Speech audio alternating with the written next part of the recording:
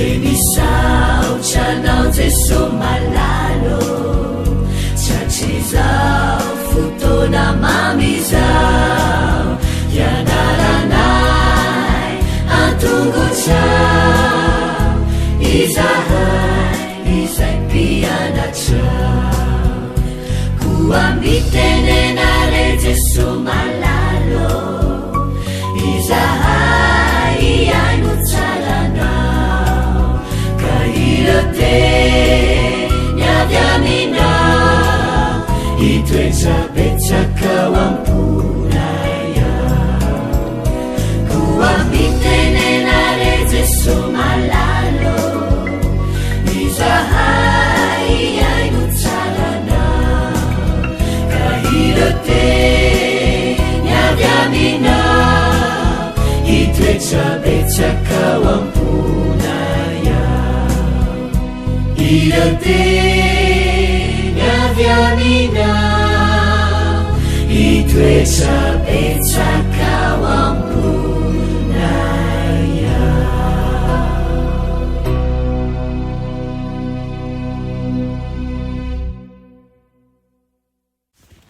Faly miarabantsika tsirairay avy indray zay manaraka an'izao fandarana manokana izao tonga eto amin'ny lesona ho an'ny tanora zokiny isika amin'ity alatsinainy fa 12 ny volana desambra ity. Faliana hatrany ny mizaran'ny ten'Andriamanitra amintsika. Alohan'ny dirantsika ny amin'ny lesona anio dia hivavaka-tsika. Andriamanitra tsara indrindra mbola velom-pisaorana anao izahay satria ny aina dia avy aminao, ny fahitana ihany koa ninina zavatra misy ao aminay dia nonay tokoa ary azonay antoka fa avy aminao. Ampio izahay ankasitraka hatrany ary koa raha indray ny teninao izahay dia aoka hitenao mihitsy no ankahery anay ary koa ampitsoranay mandrakariva. Anaran'i Jesosy, amen. Lohateny lesona antsika androany dia manao filazantsara mandrakizay. Tsy miova tokoa manko ny filazantsara eo amin'ny taranaka rehetra mifandimby na dia mety hialalaza ny fahatakarantsika an'izany rehefa mandeha ny fotoana. Satria milaza ohatra ny apokalipsy 4:12 fa mandrakizay ny filazantsara dia azontsika tsoahana avy amin'izany fa raha mbola misy olona tokony hovonjena dia hotohizana ny fitorinana izany. Ny afatry ny anjely telo dia filazantsara natao hotoriana amin'ireo olona miaina amin'ny andro farany ary ny andiny fahafito dia mitomboka amin'ny antso hoe mahatahorana Andriamanitra ka omeo voninahitra izy. Ny teny grika nadika hoe fahatahorana eto dia midika ho fanajana fatratra, mampifandray ny teny hoe mahatahorana Andriamanitra amin'ny fitandremana ny didiny ohatra ny Pitoriteny 2:12. Ary izany ihany koa no antso amin'ny fanajana sy fankatoavana an'Andriamanitra. Ny ampahany faharoa manao hoe omeo voninahitra izy dia manondro ny fanajana azy amin'ny fomba fiainantsika.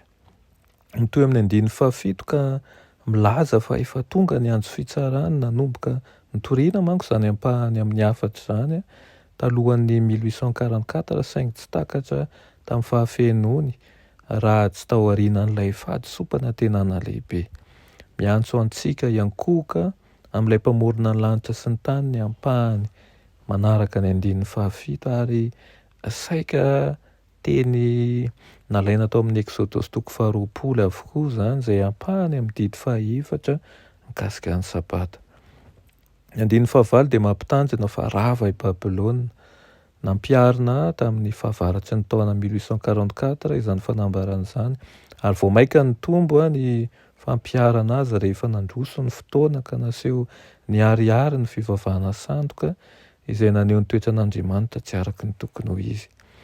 Avy amin'ny teny hoe Babel ny anarana hoe Babelôna ary manondro fisavorovoroana izany. Nanjary mamy divain'ny Babilôna ny mponina teto an-tany midika izany fa niaratsy ny fitondran'ny tena ary misy fisavorovoroana ara-panahy eo aminy vokatry ny fampianaran-dison'ny Babilôna. Koa satria tsy mifanaraka amin'ny Baiboly ny fampianaran'ireo fiangonana izay niemotra dia tsy maintsy lavina izany. Ary ny andiny fahasivy sy ny 112 dia mampitanjona an'izao tontolo izao izay tsy maintsy izay andray ny mariky ny bibidiany koa mba tsy hanatrehany firehetan'ny fahatezeran'i Jehova.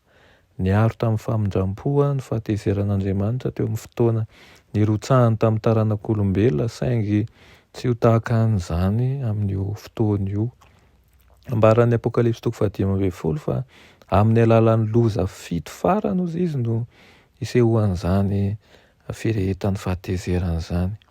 Farany ny Apokalipsy 4:12 ihany koa ny 12 dia mifarana amin'ny fisotonana ny saina amin'ny hoe faharetan'ny olona masina, na dia eo aza ny famelezana ataon'ilay fahefan'ny bibidia dia mijoro tsany izany ny vondron'izany ary miharitra ny fanenjehana izay misy izy eo. Ny fahalalantsika izany mialoha dia tokony ahafahantsika miomana ihany koa ny amin'ny faharisena sy ny fahasarotana izay misy mandritra ny vanim-potoana fanenjehana. Aoka hivonona na ara-tsaina na ara-panahy ka arakaraka ny sehoan'izany sy ahafantarantsika an'izany no ahatonga antsika hijoro ny fanarahana an'i Kristy. Iray vavaka isika. Saotra anao izay ry rainay tsara indrindra ny amin'ny teninao izay nomenao anay io. Saotra ny amin'ny lesona, saotra ny amin'ny fanazavana ihany koa ary mampatsiahy anay ny amin'ny tokony hijoroanay amin'ny fahafenony. Ampio izay amin'ny alalan'ny fanahinao masina mba tsy hary za mandrakariva ka hifahatra tokoa amin'ny fanangolen'ny devoly. Aroka ianao no tokonay sy mpamonjy anay. Amin'ny anaran'i Jesosy. Amen.